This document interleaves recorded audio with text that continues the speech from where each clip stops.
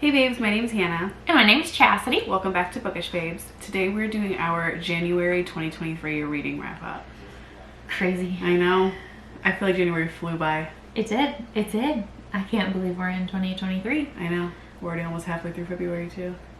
This is insane. Wild. Wow.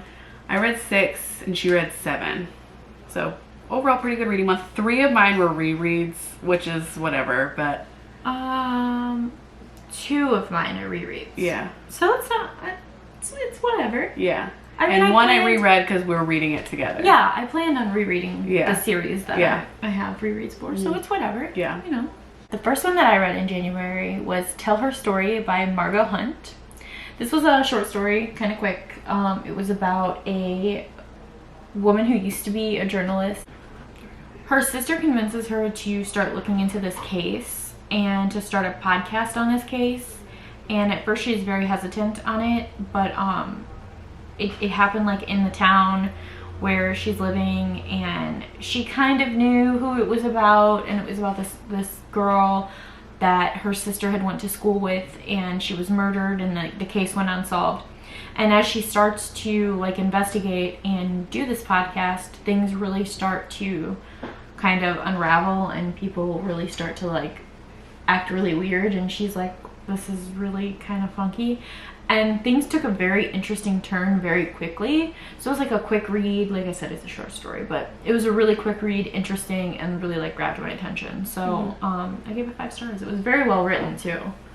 So I really liked it. Good. First one I read this year, starting off strong, was Midnight Sun. That's because on New Year's Eve I watched Twilight. My husband and I did. And I was suddenly like, I need to reread Midnight Sun. So I did, and that was the first book I finished, starting off the year strong. Starting off strong, yes. I've said it before and I'll say it again. It's one of my favorites, and it's probably a close second to New Moon. Okay. New Moon's my favorite in the series, and this is probably a close second. I really like Midnight Sun. I mean, I did too. Mostly because I got a lot more of the Collins in it. Edward's inner monologue is painful. But it is very bad. It's also interesting to see the difference between like what Edward was thinking in some situations versus what Bella was thinking. It's rather funny. But yeah, I can agree with that. The second one that I read was The Lobotomist's Wife by Samantha Green Woodruff.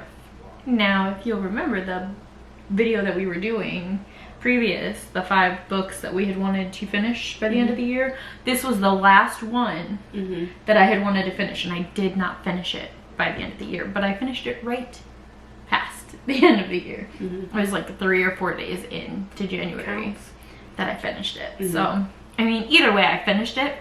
I really liked this one. It was kind of a bit of a slow start, but it was a woman who was running her family owned like a mental hospital at that time, and there wasn't a whole lot of treatment. It was like right in the beginning of like mental hospitals. They were just starting with like different procedures, like different baths and different treatments, and this one was a less aggressive hospital, so she was overseeing it and kind of taking care of the patients. She was really good at her job, and she was very personally involved because her brother had committed suicide after being in the war and having like a mental illness, and they couldn't help him. So she was very involved in it. And then she meets this doctor who comes into the hospital to work, and he has this new idea and this new procedure that he's working on, and it's lobotomy, and she gets very behind it, and there's another doctor involved, and they all kind of start to turn around these patients' lives and start to do this process. But the further you get in, the further this doctor kind of gets crazed with it, and you see that it's not really doing any good anymore. It's kind of just getting worse. Like you see at first, you're seeing how good it was, the first response, but then in the long term, these people's lives really weren't any better. And the success rate of the actual lobotomies, once they start getting them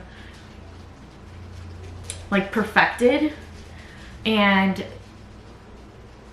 the way that the actual doctor starts to do them, because he wants to do them like at a quicker pace and get more people done.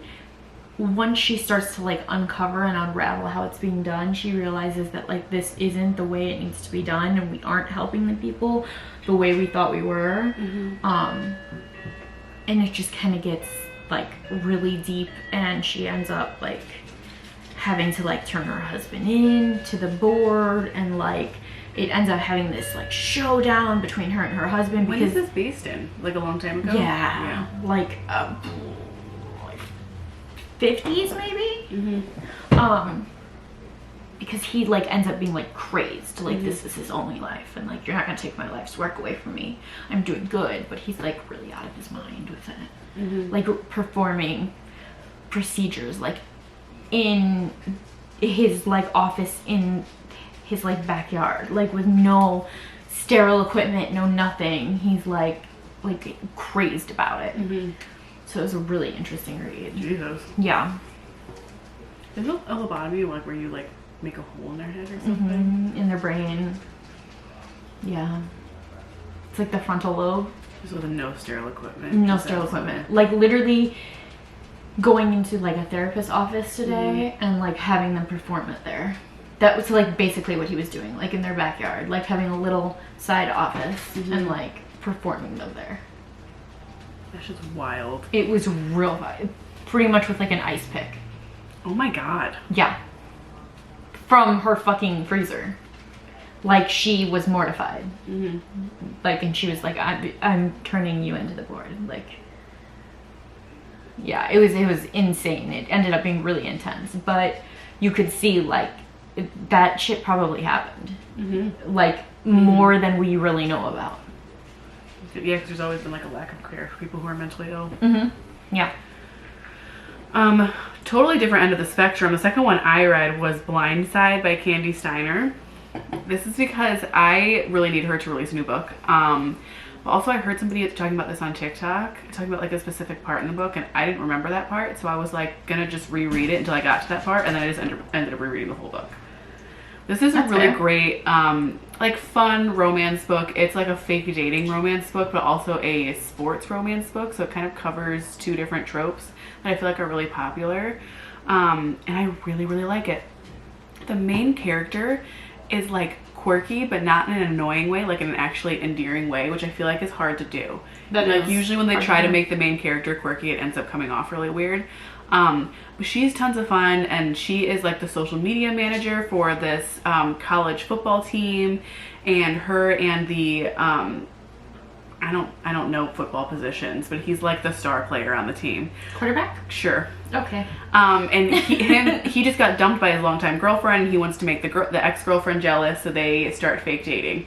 And she really wants to start dating this musician, this like local musician, but she has no experience whatsoever with dating or anything of that sort. And so he's like, I'll teach you if you pretend to be my girlfriend so that I can make the ex-girlfriend jealous.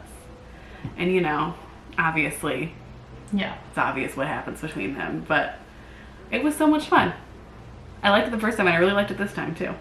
It was a really quick read. I read it in like less than a day, but I love Candy Steiner. I know, you should read this one. It was good. I have it on my list. I know.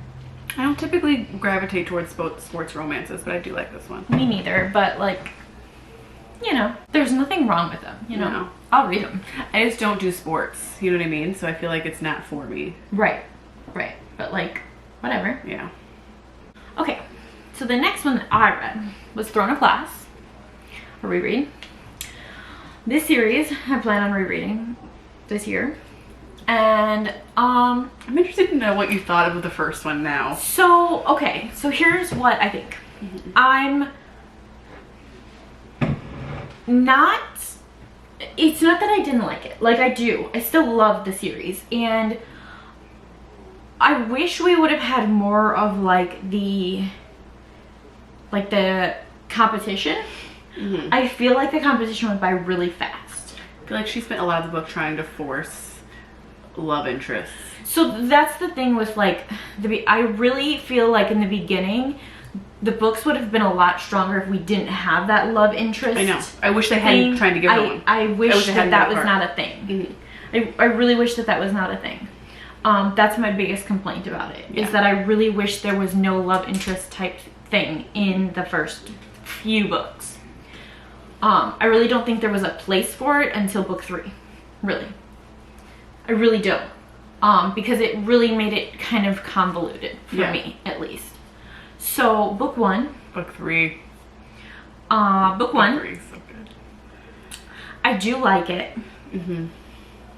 Selena, again, she's a shit. She's a total shit. She's a total shit. And I say that with love. I do. I say that with love. I really would like to know a little bit more about, like, what, you know, why she feels that she should, you know, just be better than everyone else. Yeah. You know, that, to me, at least. I mean, I know, because I finished the series, why she has these entitled feelings, but nobody else is gonna really know. Especially if you read the books in the order that they were published. Like Assassin's Blade wasn't published until later. So, who's gonna know? I really didn't like very many characters in the first one. Same. So, Same. Besides the friend. The princess from the other... Nehemia? Yeah. I think I'm saying that right. Nehemia? Yeah. I liked her. I liked Fleetfoot. Mm-hmm. And that's it? But that's about it. I don't even like Dorian this early. So that was my biggest change, I think, from reading it the first time. Because I really can't remember my feelings on Dorian for the first time. But I really, really disliked him in the first book this time. That's fine. She can just chomp away. Yes, yes dear. You can't do anything else. You're just a little babe swaddled up. I did not like him this time. Yeah. He was just a little shit too. Fucking stand Kale either. Even when they tried to make him into a love interest, I still don't like him. The first one was really like getting to know everybody, and I was just kind of like. But what's weird is it's not like the characters are so different as in the first one. Right. Like They're even so in the different. second book they're different than they are. I just feel like I'm not sure that Sarah knew who they were yet. Yeah. So when I read the series, I did not like the first one. I almost didn't continue with the series because I didn't like the first one. I liked going back because I was looking for certain things. You know, I was going over. I think I might feel differently reading it now. It still definitely wouldn't be my favorite in the series, but I would feel differently because I know the characters. Right. Yeah. So I was looking for things. I was noticing more with the side characters. I was noticing more with the lore and the world building and things like that. So that was the stuff that I really enjoyed. But yeah, man, Selena was a shit. Dorian, I could not stand in this one. And I was just like, why did I ever like Dorian in the first book? But I mean, obviously I liked them later on, but it was definitely like, man, you were really, really full of yourself. But that was it. I still love the book, don't get me wrong. Yeah. But just different views when you go back. Third one I read was Spare by Prince Harry. I read this the first week that it came out. I know this book is kind of controversial in a lot of ways. I liked it. It was a lot. Like, it definitely wasn't what I was expecting. I knew that there would be a lot of like personal recounts of like, you know, situations that ended up being very public. But what I didn't expect was for so much of the book to be about when he was in the military. Especially because I don't feel like he was in the military for that long. I think it was only a few years, if I remember correctly. That was probably the worst part of the book for me, is like there was so much talk about when he was in the military, and it kind of like it was a big bulk of the book. And I just feel like after a while, like it kind of just droned down. Like it could have just been a little bit shorter, is what I'm saying. The book itself could have been a little bit shorter. You could have left some of that out. But there was a lot that like I, as an American, didn't know about, you know, the whole political system and the system with the press there, and how much that like played into, like how much of his life he had to mold to play into the press, if that makes sense. Yeah. Like he had to change the narrative a lot, and not just him, like his entire family. There are things that like I feel like the public didn't know until the book came out. The whole book was, he kind of hints at it in the beginning. It's like a letter to his family about like why he made the choice that he did. And it was really interesting. And you get to see like him and Megan's relationship from the very beginning and how it started and things that have always been important to him that he didn't really get to talk about because it wasn't a good narrative for the press. And so I did really like it. I had a good time reading it. That's good. Yeah. That's good. And I've always, you know, not enjoyed Charles, and I really don't enjoy Charles now. Really don't enjoy Charles now. Yeah. So I my don't feelings really are just going love to strengthen on that. William and Kate either. Great. Yeah. I can't wait to read it. I have it, but you know, I just haven't gotten to it There's yet. a lot of books I have that I haven't gotten to. So. Yeah, I mean, I was really going to read it right off the bat, but there are several reading challenges that I'm doing, and it just did not fit into my January slot. Yeah, that makes sense. So, because I had quite a few. The next one that I finished, I'm not even going to go over, it was just Pestilence. It's Pestilence by Laura Thalassa. I give it 0 stars. It was very bad. We had a whole book not battle good on it. Next one I read was Game of Thrones. The first book in the A Song of Ice and Fire series. I'm going to jump in and say I also read this one. Yes, this was the third reread for me, but I'm rereading it because us and 2 other friends are all buddy reading it, so we're reading like 1 per month. I freaking love this series. It's a good series. I am so shocked that I had absolutely not a single bit of trouble following. Yeah. I was so intimidated by this series. They're like big. to start reading them. I was really concerned that like I was not going to be able, like I was going to have trouble following it. Such an easy book to follow. Yeah. Like even though there's, you know, it's set in such a expansive world. For sure. With such, you know, like crazy names and crazy different characters, but like it was so easy to follow. I always kind of thought that was like a biased opinion because I had watched the show, so I like knew the characters and what was going on. But I don't think it is. Like I think like really you don't have to watch the show to understand what's going on. You don't, because even now that I'm into the second one, I'm still following along just fine. Yeah. And I have no idea. Yeah. Like I only watched the first season, and I have not a single clue what's going to happen. Yeah. So yeah, no, I really enjoyed it. Really, really enjoyed it. I found myself, which I didn't think was gonna happen, but I found myself like really wanting to get back to it and find out like what was gonna happen next.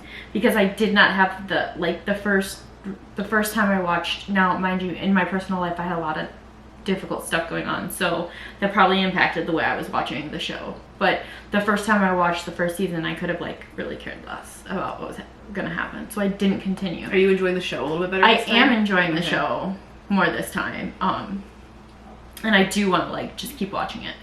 So yeah, I am like a super fan of the show. I love the show. I've seen it all the way through several times, and there are certain like episodes and seasons that I've seen through like a lot. And so I knew that I would like the books. They're just huge, and I found it hard to like carve out time to read a story that I already knew, if that makes sense. Yeah. But I'm really glad I'm doing it. And so last year I read the first one and read like the first half of the second one, and then stopped reading it because we decided that we were going to read it together. So I'm happy. They're very good. They are. They're very, very good. Yeah. And the only downside that I can see right now, and this is definitely something that I'm sure, should fit me. The only downside that I can see, and I'll discuss this too in like in the video, because we're going to be doing a video, like a full Bookish Babble on Game of Thrones, but I am a little disappointed because I knew from watching season 1 how much Daenerys' story was changed. Yeah.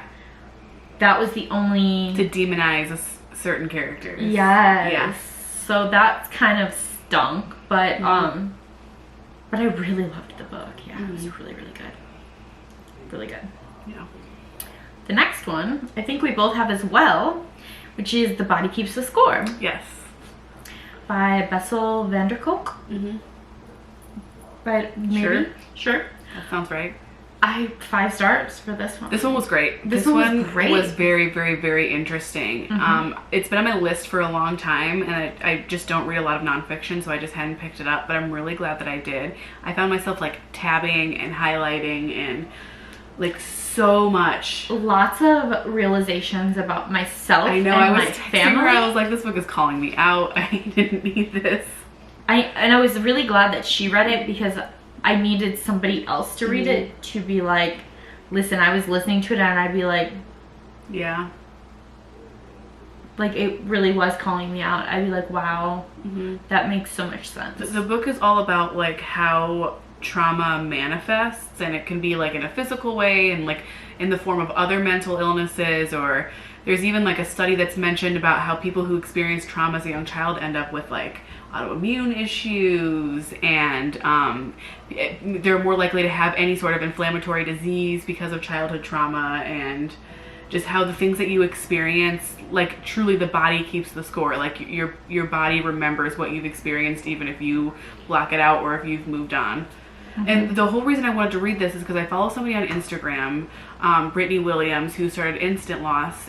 So Brittany was talking one time about how years ago she's had a stillbirth and she never forgot about it, but like she did kind of learn how to live a normal life outside of that because it was so long ago.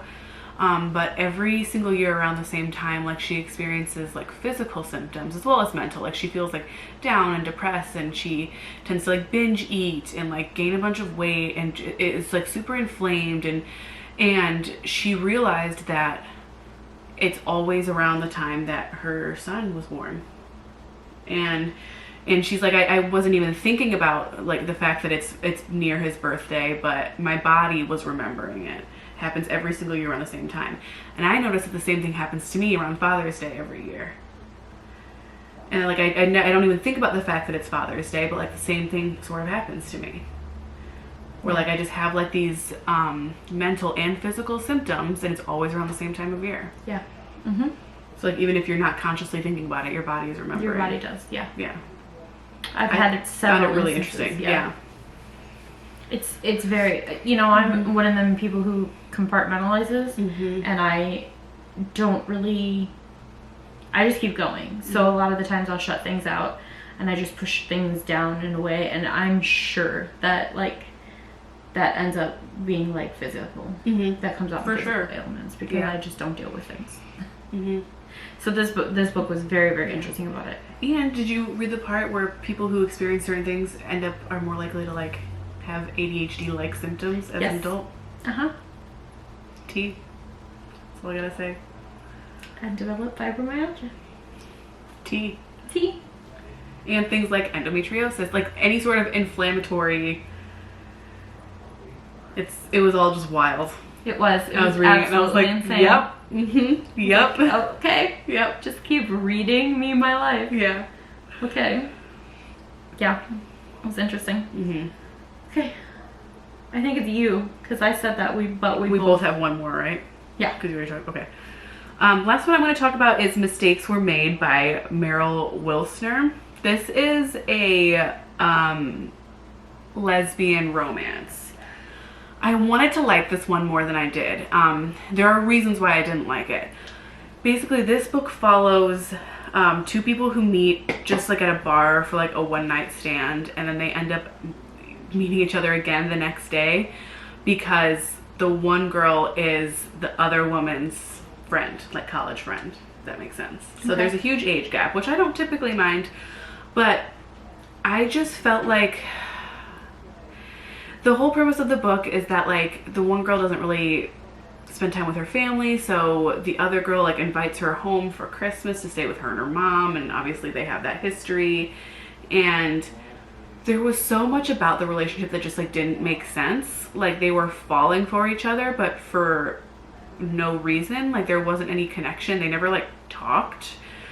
The whole time I was like, do you guys even like know anything about each other? Like there's no scenes of them like talking, and it's just a lot of like very surface level conversations, and they spend half the book like being mean to one another to like try to, you know, stop to try to like nip the connection in the bud. And so it's just kind of, It wasn't terrible, but it definitely wasn't my favorite for those reasons. It wasn't fully fleshed out. Yeah, I gave it like 3 stars. I'm sorry. It sucks because there's not a ton of like lesbian romance books out there. Like a lot of them are, there's not a ton of LGBTQ plus romance in general. And the ones that are out there, I feel like are male. There's not a ton of like female ones, but so I wanted to like this one. And it was okay, but it wasn't great. Delilah Green. I'm reading that this month. Read Delilah Green. Yeah. My last one was Crown of Midnight. I finished number 2 in the Throne of Glass series. I liked this one more. Okay, right? Remember when I was reading it and you're like, oh, you're going to be really bored in the second one, but I liked the second one. Okay, so I liked this one more. And the reason for that is because Nehemia. Yeah. We got a lot more of her. We got a lot more of her and Selena together, which I liked. I think Nehemia was a good, like a good influence on Selena, and brought her back to like thinking about where she came from and her people, and kind of put that in her head a little bit, which was good. Yeah. Because I think she needed that a lot. And I feel a lot like, I don't want to spoil it too much, but there's something that happens with Nehemia.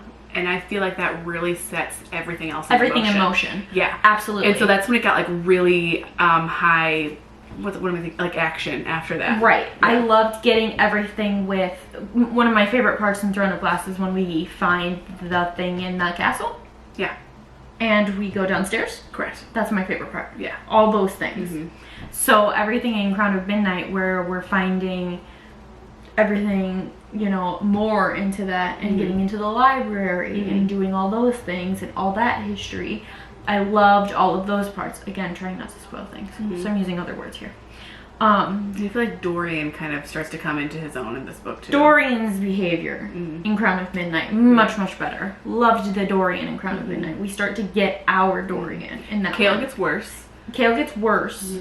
Kale makes the stupidest decision at the end. But it's very on brand for him. I'm a Kale hater. This is a Kale. I don't hate Kale. I don't hate Kale. I still do like Kale. I don't hate Kale. I just think he makes bad decisions. And I think he is loyal to a fault. Meaning he's loyal to the king and the kingdom to a fault. Correct. He stays in that line of where he is loyal. He's so loyal to what he's always known that he doesn't see the truth of what's happening when it's slapping him in the face.